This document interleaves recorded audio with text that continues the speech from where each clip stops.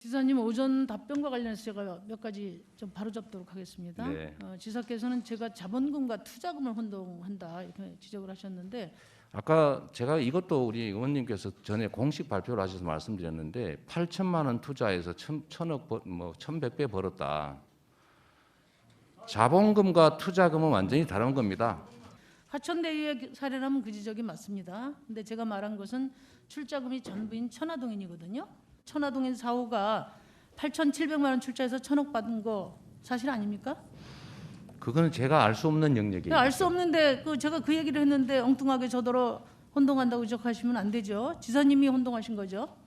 근데 그 점은 사실 아닙니까? 뭐 네, 5천만 원 됐습니다. 투자했던 그것만 확인하면 그거하고는 좀 됩니다. 다르겠죠. 네. 그다음에 초과이익 환수 조항을 빼버린 문서가 지금 논란이 되고 있는 문서가 제가 알기로는 공모 제한 지침서로 알고 있는데 지사님은 계속 사업계획서로 말씀하세요. 어느 게 사실인지 확인을 좀 부탁드립니다.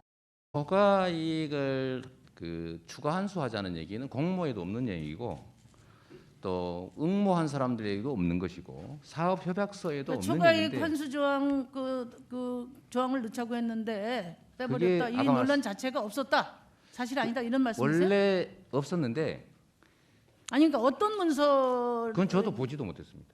지금 저도 구하고 싶은데 그러니까 그 문서에 대한 그게 어떤 문서인지를 정확히 좀 저도 확인해서 모릅니다. 알려주시기 바랍니다. 제가 네. 없습니다. 저도 못 그다음에 구하고 있습니다. 아니 알려주시기 바랍니다. 그거 다 있습니다. 그다음에 세 번째는 대장동 사업 전망을 따지는데 아까 그 지사님께서 이제 제시한 피켓은 2015년은 미분양이 폭증할 때입니다. 그런데 이게 제가 이 의사 결정을 한 건 요 2015년 2월입니다. 2월. 그 외에도 계속 늘어나고 있지 않습니까? 경기도 전체 미분양 현황 피켓을 드셨어요.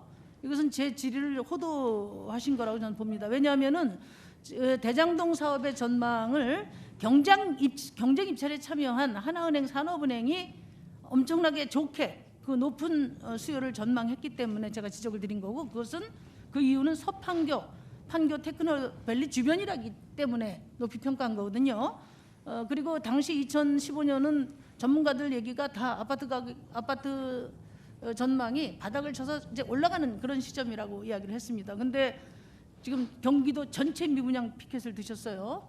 그것이 국민들이 혼동을 불러일으킨다고 저는 봅니다. 그리고 대장동 사업 범위를 택지로 한정한 것이 이 천문학적인 민간 특혜 사업의 의혹의 핵심이라고 저는 생각하는데 아까 이제 그 이유를 모른다고 답을 하셔서 왜 택지 사업으로 제한하게 됐습니까? 그건 제가 잘 모르겠습니다. 잘 모르시겠어요? 네, 네. 제가 좀 충격입니다. 그러니까 그 부분에 대해서는 좀 파악을 하셔서 그 종합국감 전에 좀 말씀을 해주시길 바랍니다. 제가 좀 오전 질의에 이어서 제가 좀 말씀드리고 싶은 것은 지금 유동규 씨는 우리 지사님이 임명한 거 맞죠? 아니 그러니까 저 아까 말씀드렸는데 그게 아니 그러니까 지사님 제가 제 질문에 임명을 답을 했는지, 좀 해주시기 바랍니다. 임명을 했는지 아니면 임명 그게 안 제 하셨어요? 권한인지를 잘 모르겠어요.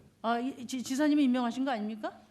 저는 제가 사인을 했는지 제가 권한을 저한테 있었던 건지 아니면 본부장 임명 권한이 누구한테 있는지 제가 지금 기억이 안 납니다.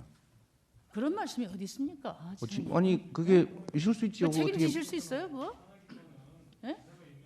아니 제가 알기로는 지금까지 그렇게 논란이 됐는데 그 아니, 내용도 확인 안 하셨다는 얘기예요? 제가 자료를 구할 수가 없다니까요. 국정감사 자리에서 그렇게 말씀하신 건 매우 무책임하고 좀 비겁하게 느낍니다. 제가 아까 말씀드렸지만 그 자료들도 의원님들이 요청하는 거 중간에서 저희가 보고 받은 배신감을 거예요. 느끼셨다고 하는데 그럼 배신감을 느끼신 이유는 뭐예요? 제가 공직은 청렴하게 해야 되고 절대로 막이 들이니까 거기 넘어가지 말라고 정말 조회 때마다 수없이 제가 얘기를 해서 그 영상들이 아직도 돌아다니는데 여하튼 저의 선거를 도와주고 어쨌든 인연이 있어서 일을 한 그 사람이 부정행위를 했다고 하니까 일선 공무원도 아니고 얼마 전에 그러니까 지사님이 얘기죠. 유동규 씨 인사권에 대해서 사과한 것을 제가 네, 그거 언론을 제 통해서 잘못이죠. 봤는데 네, 네, 왜 말이 제가 자꾸만 달라지십니까? 무슨 말씀이신지 모르겠네요. 사과하신 적 없으세요? 사과했죠. 지금도 뭐 아쉽게 죄송하게 생각합니다. 그러니까 선출직 지도자는 인사권을 통해서 자신의 권한을 행사하지 않습니까? 그래서 인사가 만사라고 합니다. 그러니까 유동규 씨가 시민의 편이 아니라 투기 세력 편에 한 몸이 됐던 것은 제가 제 그렇게 책임이죠. 함으로써 네. 지금 이제 이 대장동 사업이 최대의 민간 특혜 사업이 됐는데 그것 때문에 된 건 아니죠. 결국은 시민이 부여한 인사 권한을 투기 세력에게 사실 넘겨버린 거나 다름없어요. 그런데 그냥 배신감을 느낀다 이 정도로 책임에서 자유로우실 수 있습니까?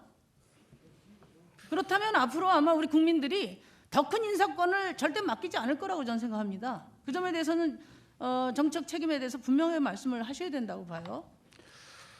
네, 의원님 그 뭐 지적 아프게 제가 받아들입니다.